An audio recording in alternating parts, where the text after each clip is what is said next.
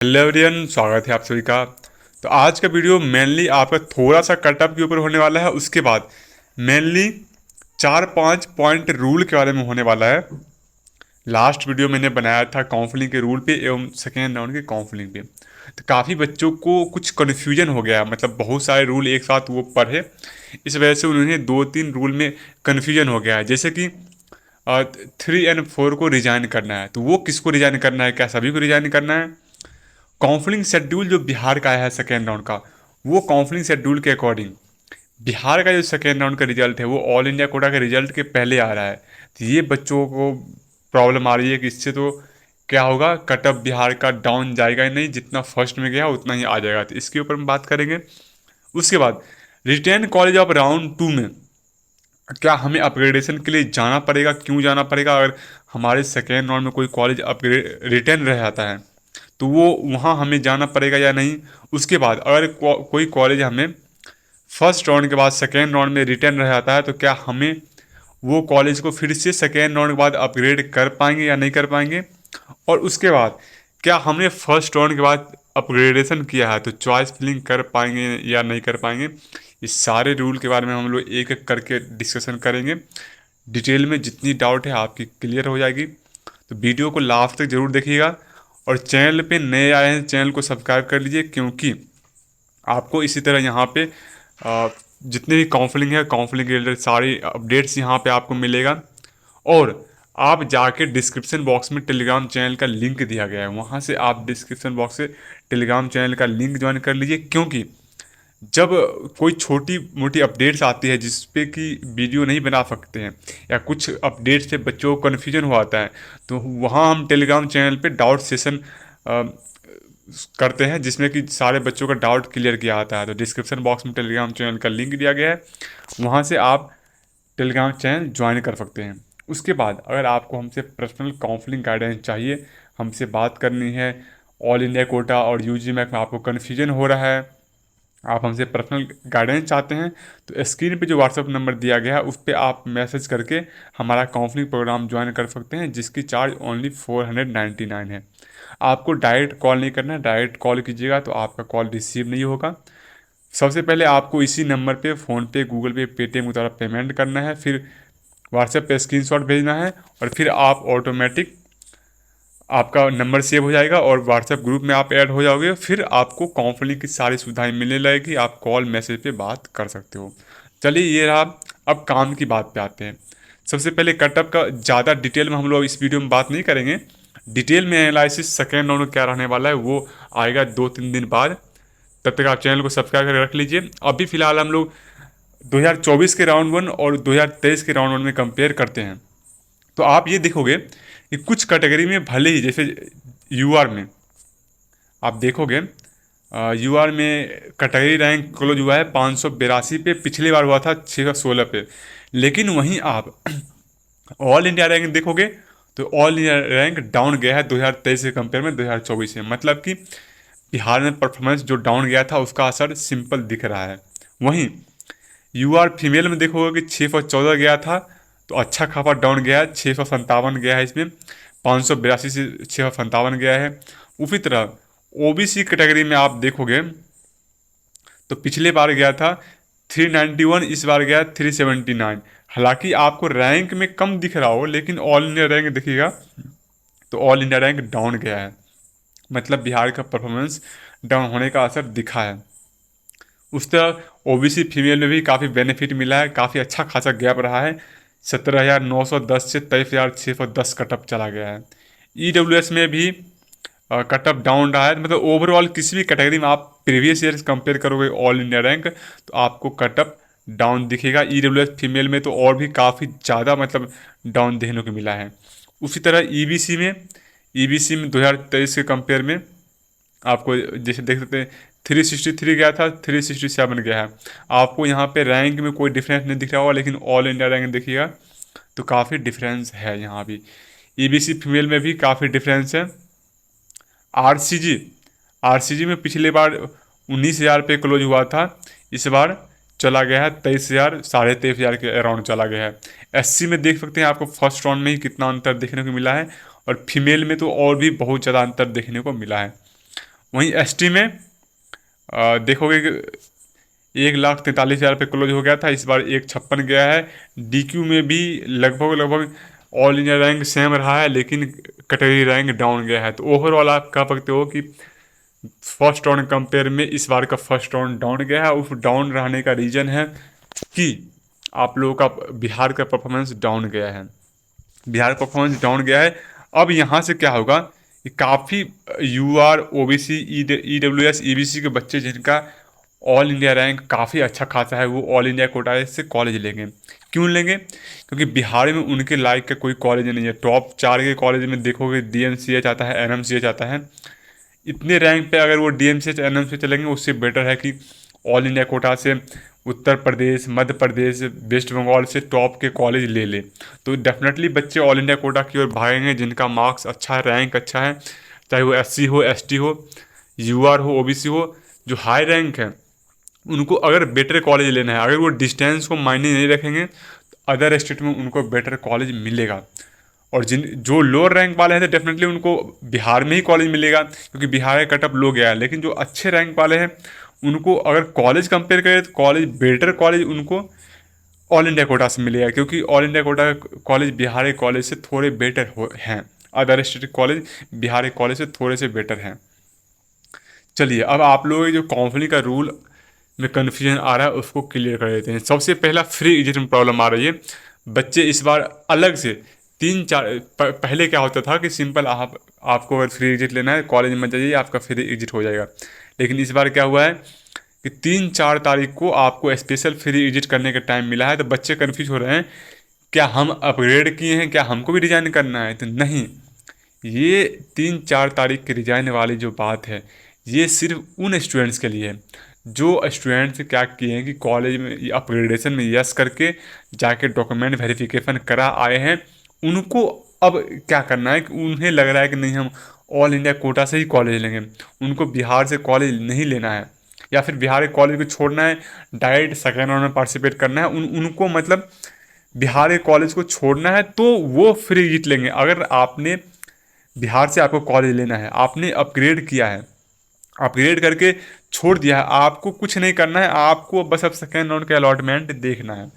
आपको free exit नहीं है। फ्री एग्जिट सिर्फ उस स्टूडेंट्स के लिए है जो कि बिहार के कॉलेज को छोड़ना चाहते हैं। समझ गए बात? सारे बच्चे कन्फ्यूज हो रहे हैं कि हमको भी क्या, हम अपग्रेड कर दिए, 3 से 4 तारीख को जाना है कि नहीं जाना है? नहीं जाना है आपको। जो बच्चे बिहार के कॉलेज को छोड़ना चाह रहे हैं सिर्फ उसको जाना है, उनको जाके रिजाइन करना है, ठीक है। दूसरा जो काउंसलिंग का प्रॉब्लम आ रही है वो काउंसलिंग शेड्यूल को लेके आ रही है। तो काउंसलिंग शेड्यूल में मतलब क्या हुआ है,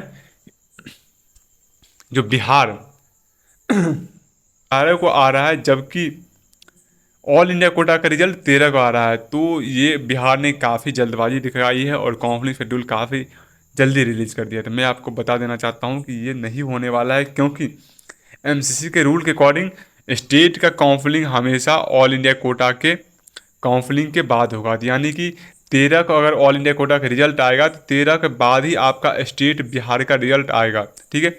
इसके लिए मैंने बीसीसी बोर्ड से बात किया है, उन्होंने बात किया, वो बात को समझे और उन्होंने बोला कि आप रिटर्न में ईमेल कर दीजिए। तो मैंने आप प्रॉपर उनको ईमेल भेज दिया है, जिसमें मैंने यूजीमैक का जो शेड्यूल है वो, एमसीसी का शेड्यूल है वो अटैचमेंट कर दिया और बाकी सारे डिस्क्रिप्शन मैंने लिख दिया, ठीक है। तो जल्द ही आपका हो सकता है कि काउंसलिंग शेड्यूल रिवाइज आ जाए।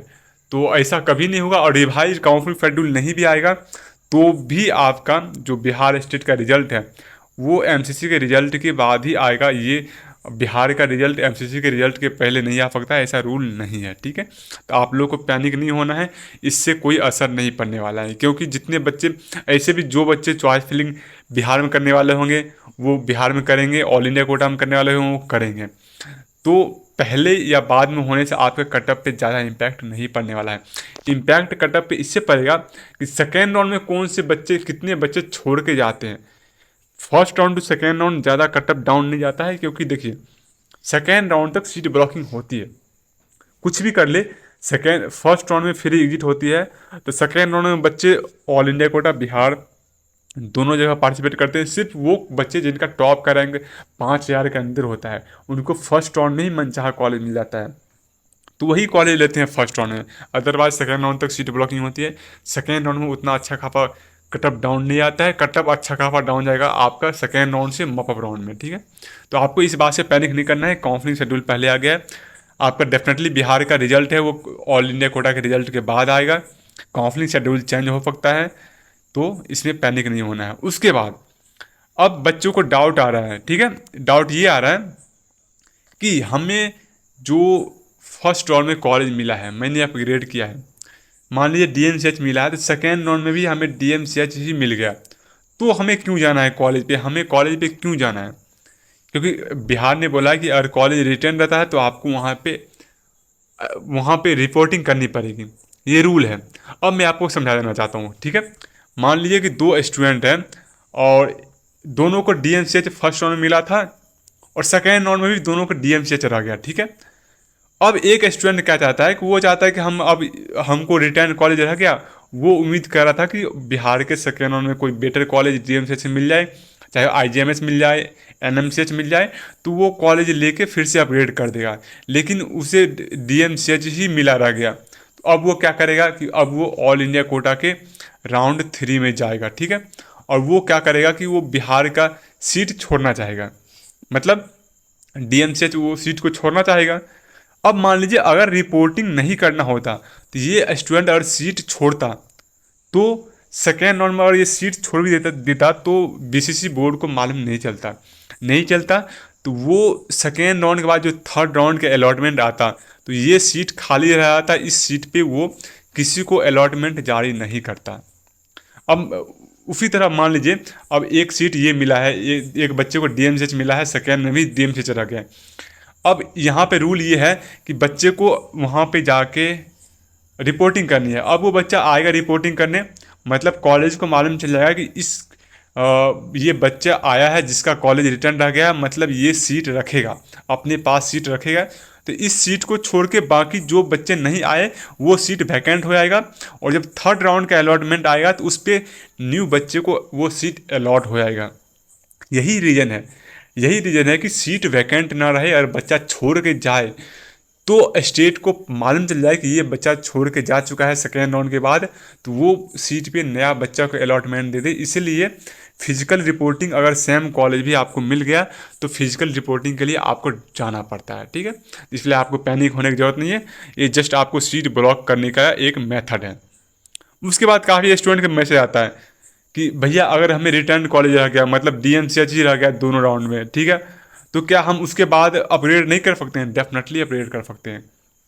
फर्स्ट राउंड में आपने डीएमसीएच डाला, अपग्रेड किया, सेकेंड राउंड में अपग्रेड नहीं हुआ, रिटर्न होकर डीएमसीएच ही रह गया, तो भी फिर से आपको अलॉटमेंट लेटर डाउनलोड करने का ऑप्शन आएगा। अलॉटमेंट लेटर डाउनलोड करने से पहले अपग्रेडेशन में यस या नो करना पड़ेगा। अगर आप अपग्रेडेशन में यस करते हैं तो फिर से आपका अपग्रेडेशन होगा, सेकेंड राउंड में फिर से डीएम फिर जाइएगा तो वहाँ पे आपका एडमिशन नहीं होगा, फिर से डॉक्यूमेंट वेरिफिकेशन, वही ज़्यादा प्रोसेस नहीं होगा, थोड़ा सा प्रोसेस होगा, फिर से आपका अपग्रेड में चला जाएगा। लेकिन अलॉटमेंट लेटर डाउनलोड करने टाइम में यदि आप अपग्रेडेशन में नो करते हो तो वहाँ जाके आपको सीट पे एडमिशन लेना पड़ेगा, ठीक है। कोई बच्चा चाहता है कि नहीं हमें सेकेंड राउंड में एडमिशन ले लेना है, तो आप वहाँ सिंपली एडमिशन भी ले सकते हो, कोई दिक्कत वाली बात नहीं है। उसके बाद जो लास्ट क्वेरी स्टूडेंट्स का आता है कि हमने फर्स्ट राउंड में अपग्रेड कर दिया है तो क्या हमें फ्रेश चॉइस फिलिंग का ऑप्शन मिलेगा? हम क्या सेकेंड राउंड में चॉइस फिलिंग कर सकते हैं? देखिए, चॉइस फिलिंग का रूल ये है, अगर आपको कोई बच्चों कोई कॉलेज फर्स्ट राउंड में अलॉट नहीं हुआ, ठीक है, या फिर फर्स्ट राउंड में अलॉट हो गया, उसने अपग्रेडेशन करके छोड़ दिया है, तो सेम चॉइस लिस्ट जो आपने फर्स्ट राउंड में 1 से लेके 1 टू लेके 10 तक जो भी या 12 तक जो चॉइस लिस्ट आपने डाला था, ठीक है, वो आपको सेम सेकेंड राउंड के चॉइस फिलिंग ऑटोमेटिक भरा हुआ आ जाएगा। लेकिन आपको वहाँ पे एडिट करने का ऑप्शन मिलेगा। मान लीजिए कि आपको फर्स्ट राउंड में कोई कॉलेज नहीं मिला, ठीक है, तो आप 12 के 12 कॉलेज सेकेंड राउंड में भी छोड़ सकते हो। मान लीजिए आपको सोचे कि नहीं हमको ये 3 नंबर का कॉलेज हटा देना है, आप एडिट करके 3 नंबर का कॉलेज हटा दिए, आपके अब सेकेंड राउंड में चॉइस फिलिंग में मात्र 11 कॉलेज बच गया। उसी तरह अगर किसी बच्चे को कॉलेज अलॉट हो जाता है, वो मान लीजिए 3 4 5 4 चॉइस फिलिंग किया था, उसको सेकेंड राउंड में तीसरा फर्स्ट राउंड में तीसरा नंबर कॉलेज मिला, वो ऑटो अपग्रेड किया है। तो ऑटो अपग्रेड किया है तो क्या होगा कि उसको सेकेंड राउंड में अब इसके ऊपर का कॉलेज ही अलॉट होगा। मान लीजिए थर्ड राउंड 3 नंबर पे आपका एनएमसीएच है, ठीक है, ऊपर फर्स्ट नंबर पे आईजीएमएस है, मतलब फर्स्ट नंबर पे पीएमसीएच है, सेकेंड पे आईजीएमएस है। अब बच्चा चाहता है कि नहीं, हमें या तो अपग्रेड करके पीएमसीएच ही लेना है, या फिर हमें अपग्रेड करके आईजीएमएस लेना है, या फिर हमें जो तीसरा स्थान के नीचे जो डीएमसीएच है उसको हमको ये एनएमसीएच के ऊपर करना है, तो वो कर सकता है। तो फिर आपको एडिट करने का ऑप्शन आएगा, आप 1 पे पीएमसीएच डाल सकते हो, 2 पे आईजीएमएस, 3 पे डीएमसीएच और 4 पे एनएमसीएच। मतलब जो चॉइस लिस्ट आपका नीचे है उसको ऊपर कर सकते हो, जो ऊपर है उसको नीचे कर सकते हो, कुछ को हटा सकते हो, कुछ को ऐड कर सकते हो। मान लीजिए आपने फर्स्ट राउंड में 2 3 कॉलेज ही डाला है, सेकेंड राउंड में आप बहुत सारे एक्स्ट्रा कॉलेज डाल सकते हो। तो चॉइस फिलिंग का कोई मतलब लिमिट नहीं है, ठीक है। तो आप सब कुछ कर सकते हो, लेकिन एक चीज़ जो नहीं कर सकते वो ये है कि आपको जो कॉलेज अलॉट हुआ है, मान लीजिए आपको फर्स्ट राउंड में डीएमसीएच मिला या फिर फर्स्ट राउंड में भागलपुर मिल गया, तो जो कॉलेज आपको फर्स्ट राउंड में मिला है उस कॉलेज को आप चॉइस फिलिंग लिस्ट से नहीं हटा सकते। मतलब उस कॉलेज को आपको चॉइस फिलिंग लिस्ट में रखना ही पड़ेगा। उसके बाद अगर आपने मान लीजिए 1 से लेकर 3 4 के क्रम में रखा है, तो जिस रैंक पे आपको जो कॉलेज अलॉट हुआ है, मान लीजिए आपको डीएम भागलपुर अलॉट हुआ है, भागलपुर अगर आप तीसरा नंबर पर रखोगे तो तीसरा नंबर के नीचे कॉलेज आपको नहीं मिलेगा, ठीक है। जो कॉलेज आपके अलॉटेड कॉलेज के ऊपर है चॉइस फिलिंग में, वही कॉलेज आपको सेकेंड राउंड में मिलेगा, नीचे कॉलेज नहीं मिलेगा। तो आप सिंपली इसको रीअरेंज कर सकते हो। इसके बाद भी अगर आपको कोई डाउट है तो आप कमेंट सेक्शन में पूछ सकते हो। टेलीग्राम चैनल ज्वाइन कर लो, वहाँ पर डाउट सेशन होता रहता है, वहाँ से आपको डाउट सॉल्व हो जाएगा। आप कमेंट कर सकते हो। उसके बाद अगर आपको ज़्यादा हमसे पेड काउंसलिंग प्रोग्राम ज्वाइन करना है, ज़्यादा हमसे बात करने की है, तो आप पेड काउंसलिंग प्रोग्राम ज्वाइन कर सकते हो। काफ़ी अफोर्डेबल फीस है, ओनली 499। इस वीडियो में इतना ही, मिलते हैं नेक्स्ट वीडियो में। और हाँ, चैनल को सब्सक्राइब कर लीजिए, 3K सब्सक्राइबर होने वाला है। तो मैं उम्मीद करता हूँ कि इस वीडियो से 3K सब्सक्राइबर हो जाएंगे। जितने लोग हैं प्लीज़ आप लोग सब्सक्राइब कर लीजिए, ठीक है। मिलते हैं नेक्स्ट वीडियो में।